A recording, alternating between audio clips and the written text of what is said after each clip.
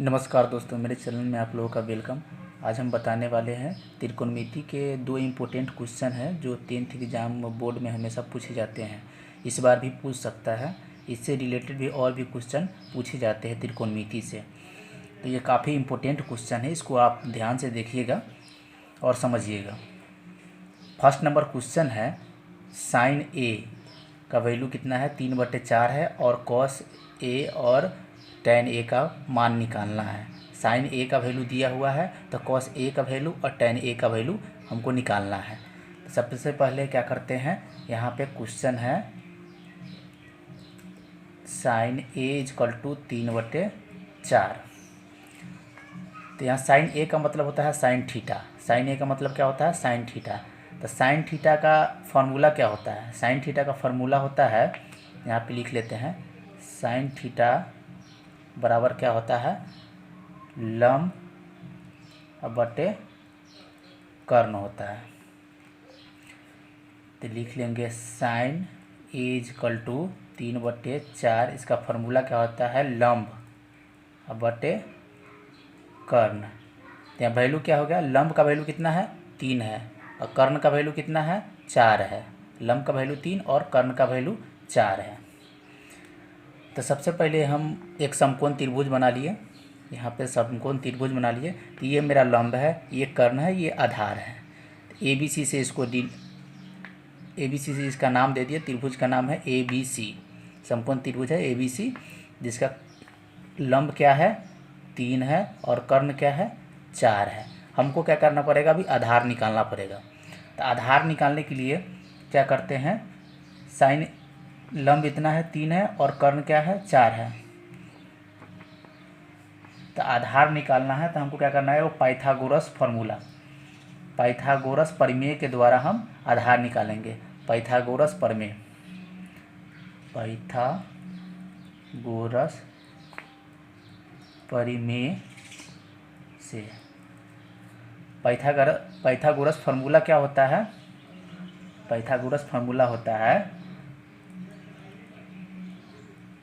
कर्ण का स्क्वायर बराबर क्या होता है, लंब का स्क्वायर प्लस आधार का स्क्वायर। पाइथागोरस फार्मूला होता है कर्ण स्क्वायर बराबर क्या होता है, लंब स्क्वायर प्लस आधार स्क्वायर। तो कर्ण का वैल्यू दिया हुआ है और लंब का वैल्यू दिया हुआ है। तो कर्ण का वैल्यू कितना है, 4 का स्क्वायर बराबर 3 का स्क्वायर प्लस आधार रह जाएगा, आधार का स्क्वायर। 4 का स्क्वायर 16 होता है और 3 का स्क्वायर कितना होगा, 9 होगा और प्लस आधार का स्क्वायर। इस साइड आके ये घट जाएगा, ये माइनस में है, आ जाएगा। जब 16 में से 9 जाएगा तो कितना होगा, 7 बराबर क्या हो जाएगा, आधार का स्क्वायर हो जाएगा, आधार का स्क्वायर। स्क्वायर इस साइड से हटाएंगे तो क्या हो जाएगा, आधार बराबर रूट हो जाएगा। स्क्वायर हटाने के बाद क्या चढ़ता है, रूट चढ़ता है। दूसरे साइड जाने पर क्या होता है, वो रूट चला जाता है, तो हो जाएगा √7। तो आधार का वैल्यू निकल गया। मेरा कर्ण का और लंब का वैल्यू पहले से दिया हुआ था और आधार का वैल्यू हम निकाल लिए यहाँ से। तो आधार का वैल्यू यहाँ पे कितना आ गया, √7। तो यहाँ पे लिख लेते हैं, सबका वैल्यू एक साथ लिख लेते हैं।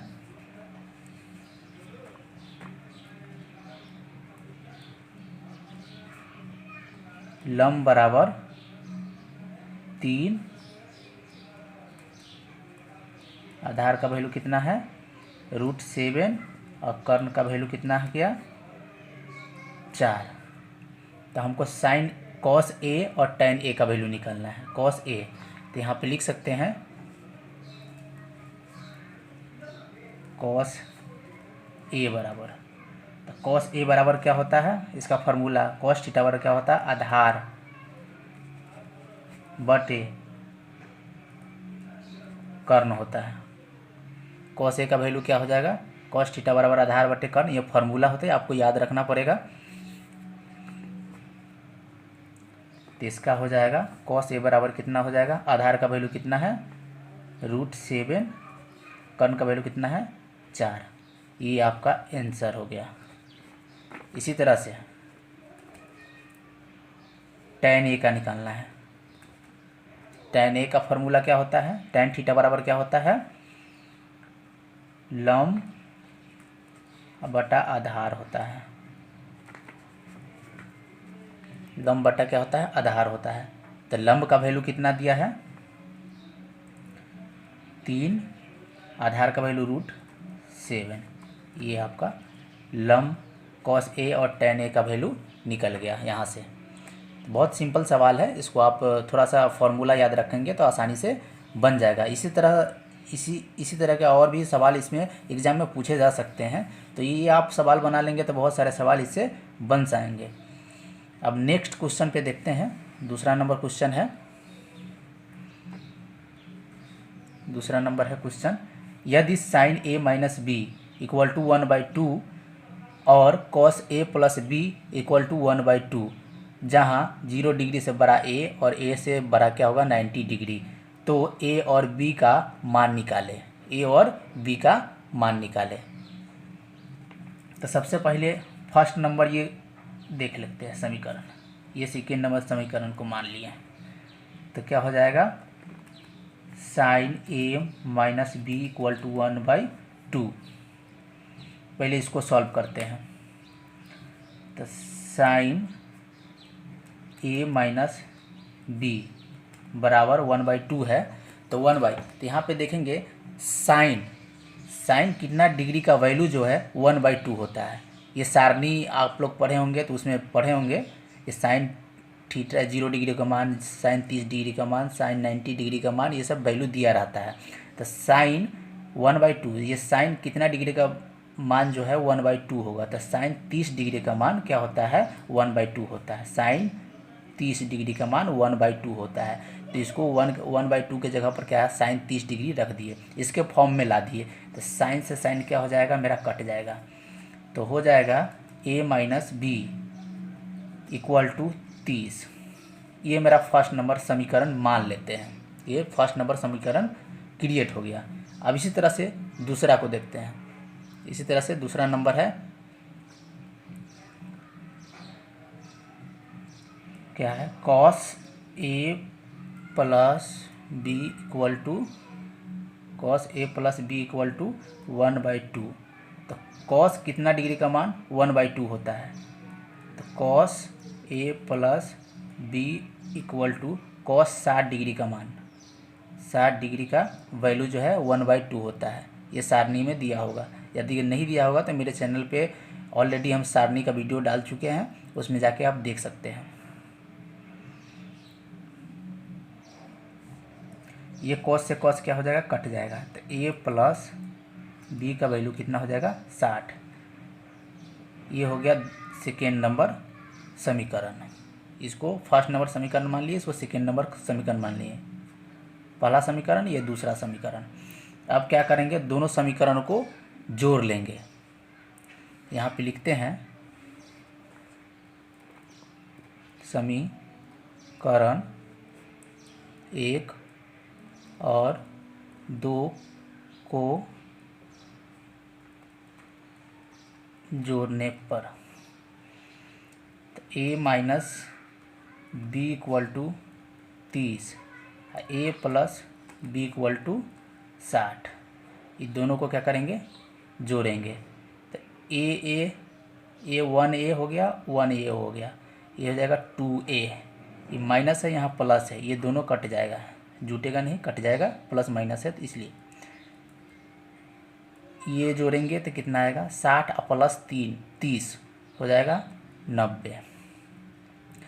तो a इक्वल टू कितना हो जाएगा, ये 2 से 45 कट जाएगा। तो क्या हो जाएगा a का वैल्यू कितना हो जाएगा 45 डिग्री हो जाएगा। a का वैल्यू कितना हो गया 45 डिग्री होगा। अब क्या करेंगे, a का वैल्यू जो है हम किसी भी समीकरण में डाल देंगे, 1 नंबर समीकरण या 2 नंबर समीकरण, किसी भी समीकरण में a का वैल्यू डाल देंगे तो मेरा क्या हो जाएगा b का मान निकल जाएगा। तो लिखते हैं यहाँ पे a का मान समीकरण 2 में रखने पर ए का वैल्यू कितना है 45 है, तो हो जाएगा 45 प्लस बी इक्वल टू 60।